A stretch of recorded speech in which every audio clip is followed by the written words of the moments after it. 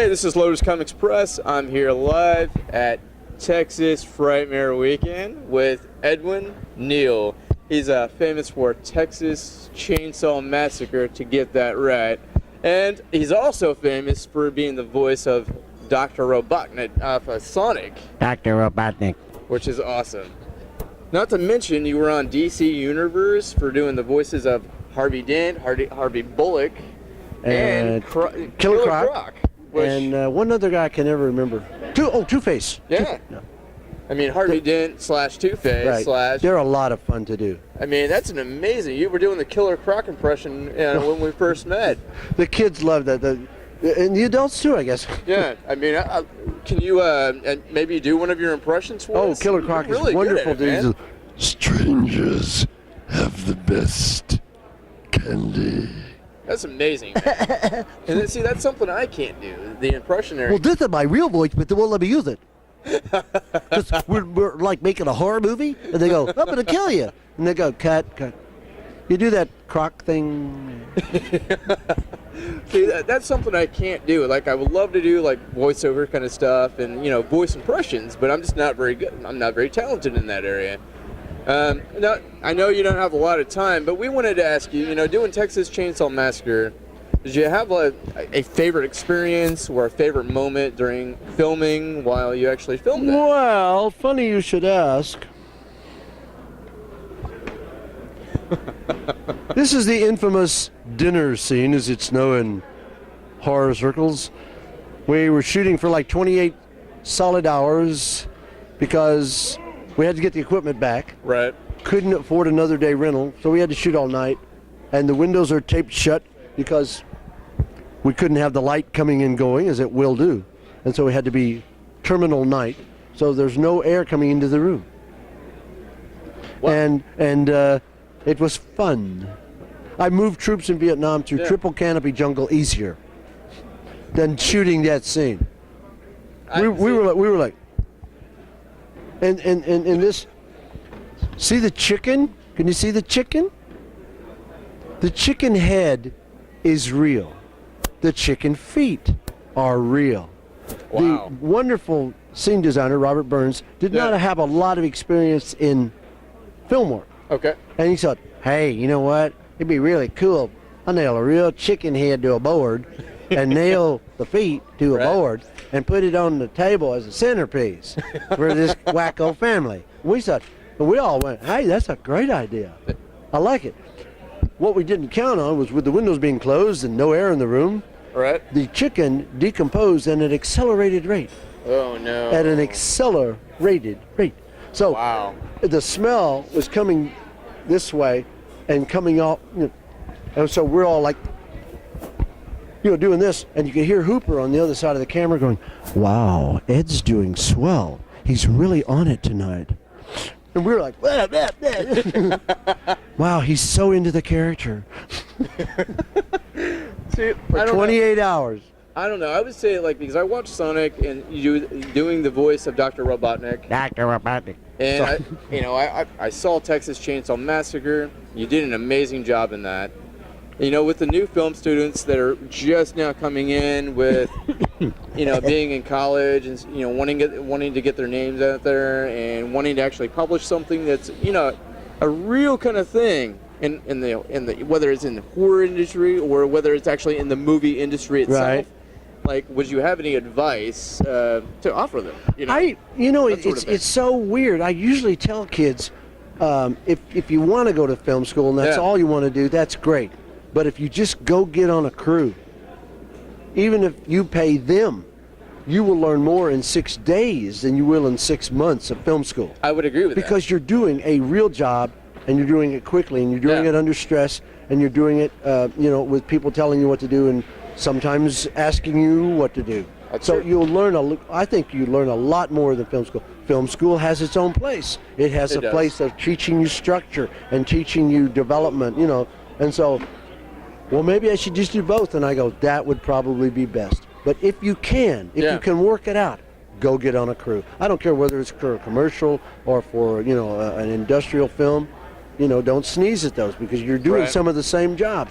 Because in order to be creative, You must free yourself of what should I do?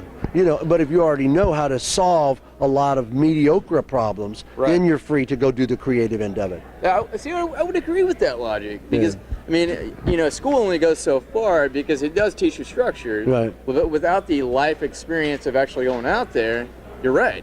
I mean, what's it going to do, you know? I mean, you have the book knowledge, but you don't have the actual experience going out there. Yeah, because see, like if you've seen somebody try to set a certain shot up, and then somebody who's knowledgeable and has shot many things will go, oh no, you can't use the 3/4 shot there because of, you know, and they'll give you the reason. Right. Well, boom, there it is right there, you know, and probably a professor would, you know, not mention little things like that. But then you get to shoot your own stuff and you go, oh no, that's I remember now, that doesn't work because the axis is wrong, you know.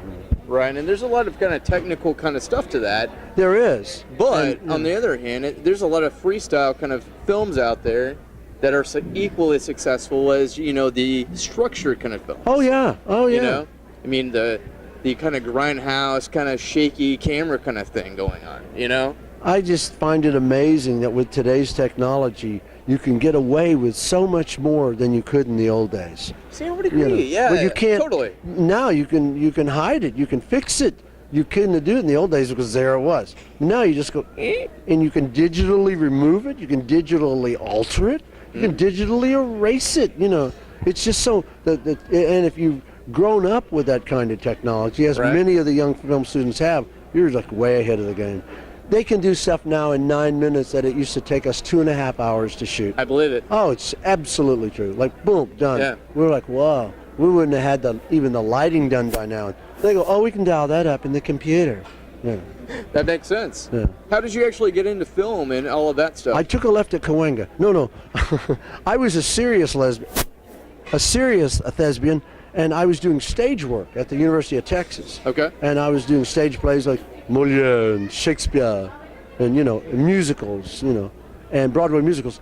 And they came to audition for the film, and our intention was just to go and wind Hooper up. Right. Because we figured, why would a guy be looking for real actors? He probably couldn't afford us, you know, and so we'll just go wind him up.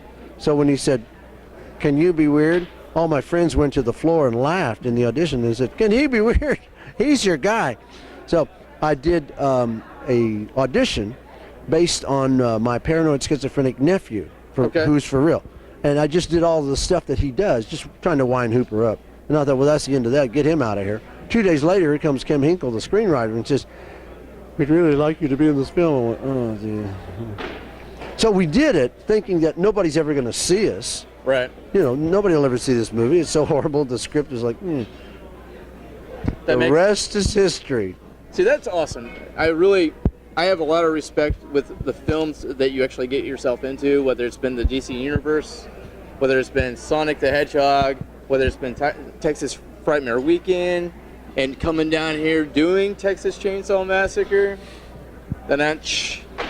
But I make that joke because off camera, a minute ago, I actually messed up and said the other thing. So, you know, with all the blooper stuff, I'm sure we'll release a video as well. But with Texas Chainsaw Massacre, it was probably my favorite, you know, out of all of that. And Texas Frightmare Weekend coming down here, I'm glad that we actually had the time to talk, you know. This is probably one of our favorite shows in the whole world. I mean, we do shows all over the world, but this is a fun show. The mix of people, the mix of guests, the mix of things to do, it's just amazing. That is awesome. And it's ours. It's one of ours too.